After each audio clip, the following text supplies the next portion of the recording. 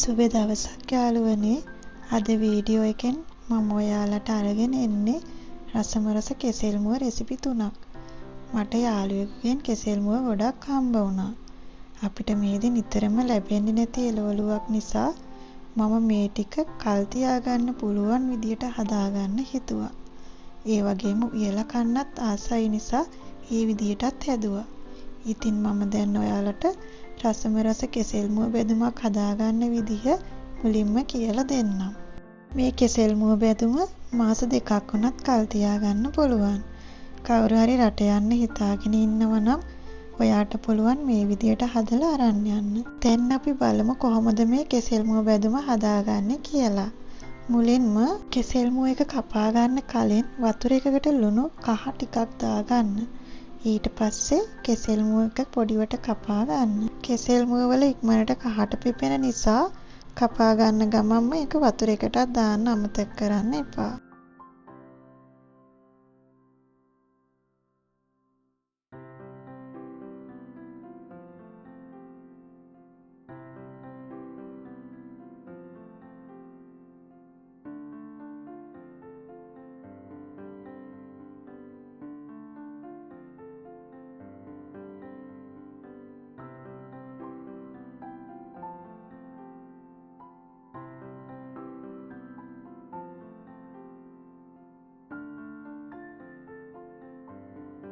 දැන් මම කෙසෙල් මුව එකේ වතුර ටික හොඳට පෙරලා ගැඹුරු තෙලේ රන්වන් පාට වෙනකල් කෙසෙල් මුව ටික බෙද ගන්නවා.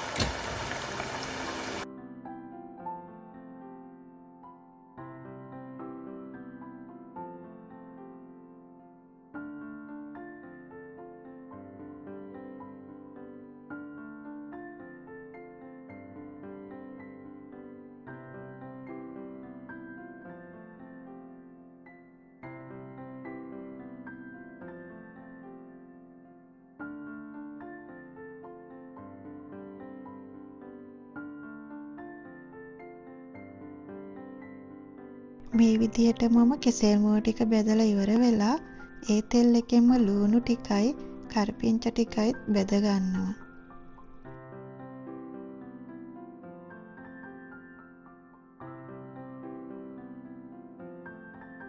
මේ විදිහට බෙදගත්ත කෙසෙල් මුව ටිකයි ලුණු ටිකයි කරපිංච ටිකයි මම තෙල් බේරෙන්න තෙල් කඩදාසියක් උඩ දාලා තියලා තියෙනවා ටික වෙලාවක්.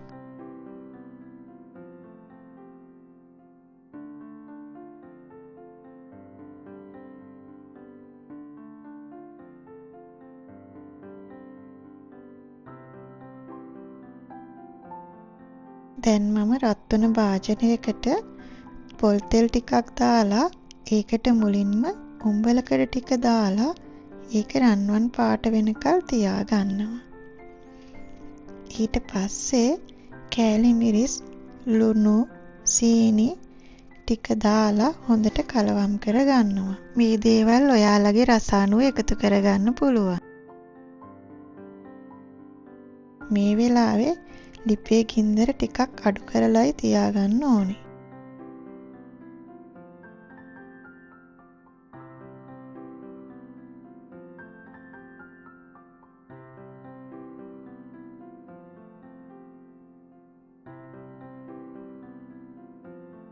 මේ ටික හොඳට කලවම් කරලා බෙදගත්ත කෙසෙල් මුව ලුණු කරපිංච ටික එකතු කරලා හොඳට කලවම් කර ගන්න.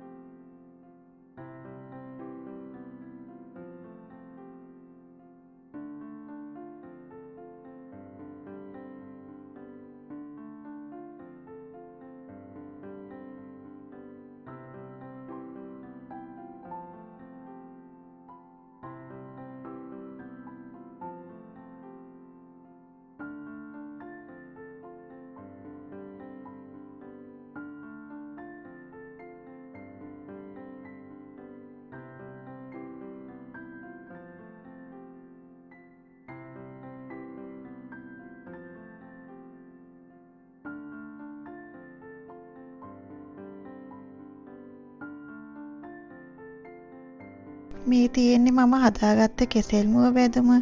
ඉතින් මේ ටික දවසක් තියාගන්න ඕන නිසා මම නිවෙන්න ඇරලා වීදුරු බෝතලයකට දාලා අරන් තියාගන්නවා. ඔයාලත් මේ විදියට හදලා රස බලන්නකෝ.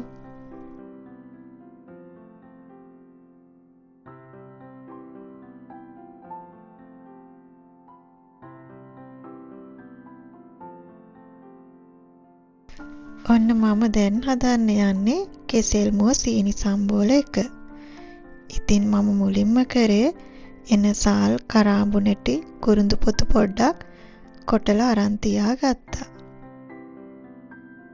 ලුණු ගොඩක් ගණන් කාලෙට එහෙම මේ විදියට කෙසෙල් මුව වලින් සීනි සම්බෝල එක හදාගත්තාම ඔයාලට ගොඩක් දවස් තියාගෙන කන්න උනත් පුළුවන්. උදේට කිරිබත් එක්ක පාන් එක්ක උනත් මේ සීනි සම්බෝල එක හරිම රසයි. ඉතින් මේක හදන්න හරිම ලේසි.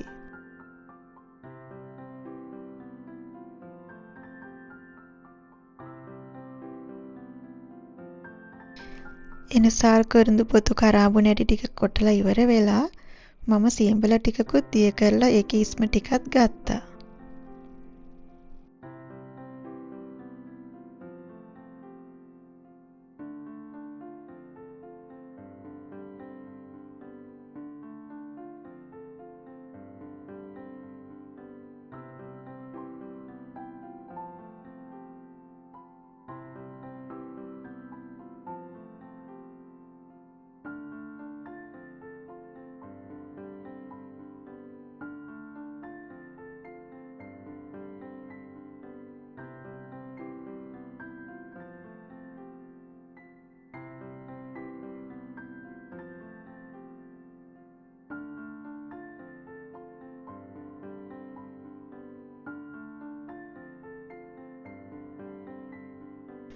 මම කෙසෙල් මුව බැදුම හදාගත්ත විදිහටම තමයි වතුර එකකට කහයි ලුණුයි දාලා කෙසෙල් මුව එක කපන්න පටන් ගත්තේ. මම මේක ටිකක් වෙනස් විදිහකට තමයි කෙසෙල් මුව එක කපා ගන්නෙ. මේ විදිහට මැද අයින් කරලා ලුණු හැඩයට චුට්ටක් කපා ගන්නවා.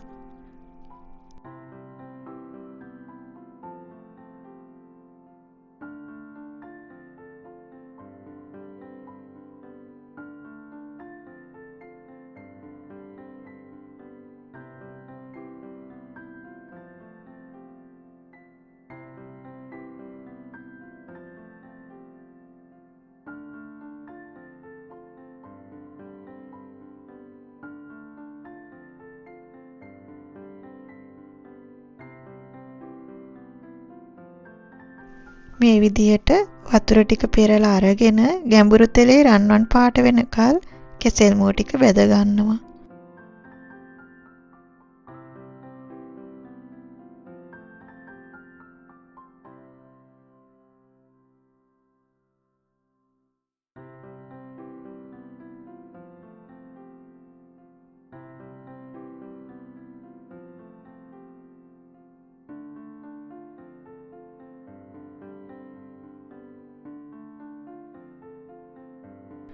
කෙසෙල් මුව එක බෙදලා ඉවර වෙලා ඒ තෙල් එකෙන්ම මම ලුණු ගෙඩි භාගයක් විතරයි අමුවිරිස් කරල් 3-4කුයි බෙදලා ගන්නවා.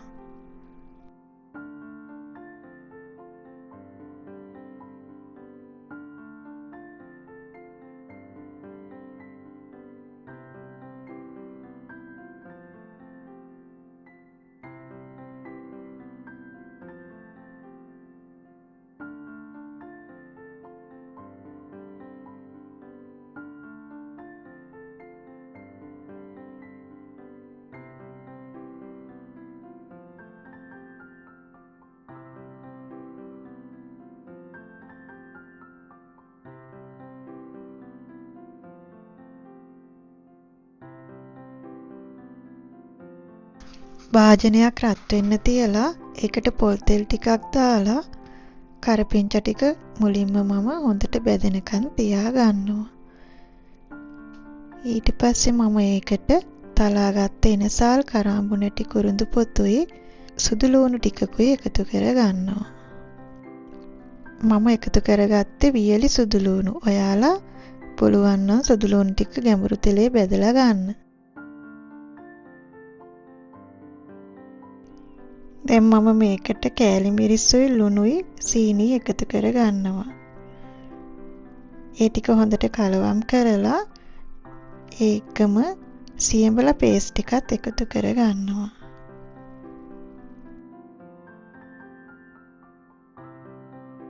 මේ වෙලාවේ මම හොඳටම ලිපේ ගින්දර අඩු කරලා මේ ටික හොඳට කලවම් වුණාට පස්සේ බැදගත්තු ලුණුයි අමු මිරිසුයි එකතු කර ගන්නවා.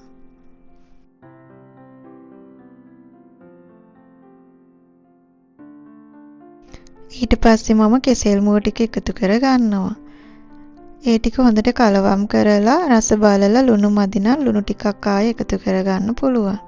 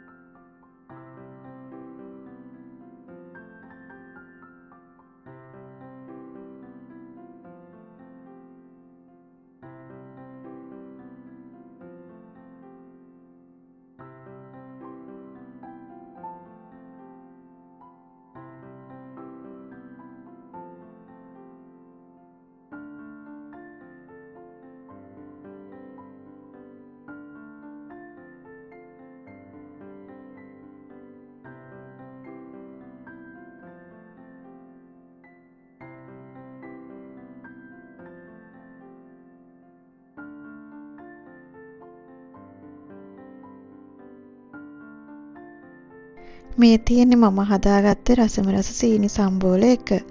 මේකත් මම ටිකක් නිවෙන්න තියලා වීදුරු බෝතලයකට දාලා අරන් තියා ගන්නවා. මේකත් මාසයක් වුණත් කල් තියා ගන්න පුළුවන්.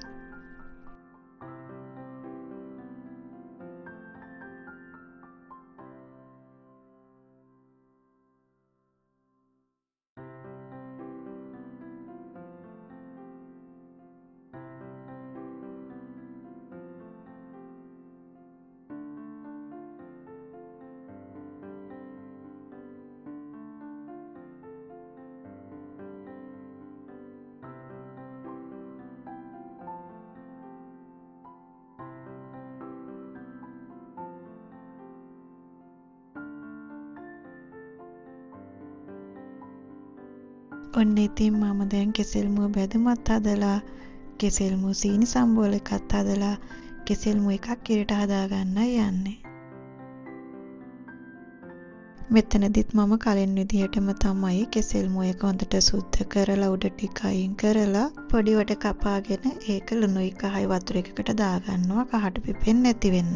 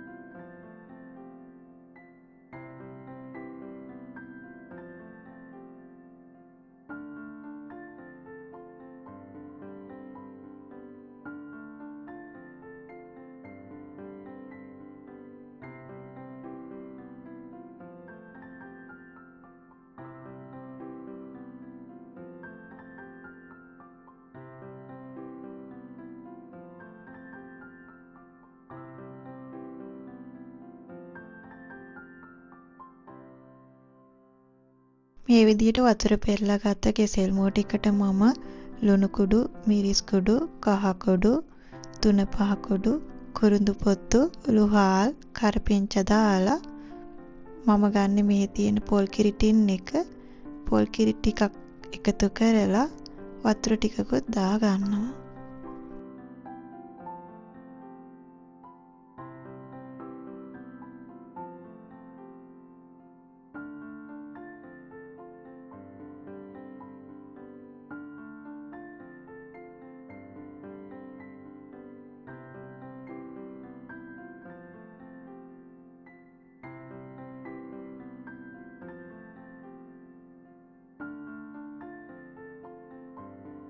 අන්තිමට මම ගොරක කෑල්ලකුත් දාලා ලිපේ තියා ගන්නවා.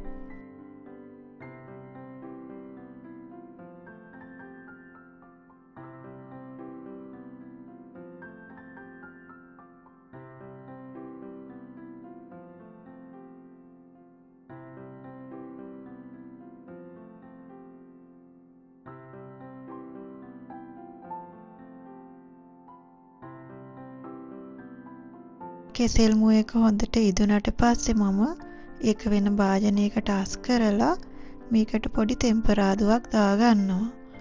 ඒකට මම පොල් තෙල් පොඩ්ඩක් දාලා අබයි ලූණුයි කරපිංචයි එකතු කරලා තෙම්පරාදු වුණාට පස්සේ උයාගත්ත කෙසෙල් මුව එක එකතු කරගන්නවා.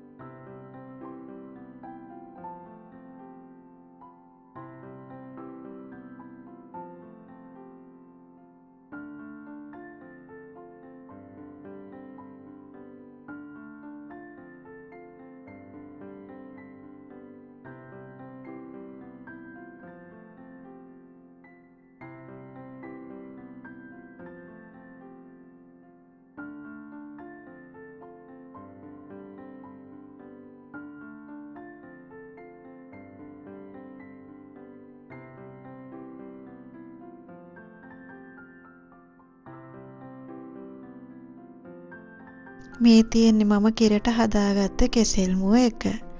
ඔයාලත් ඉතින් හදලා බලන්නකෝ රස කොහමද කියලා.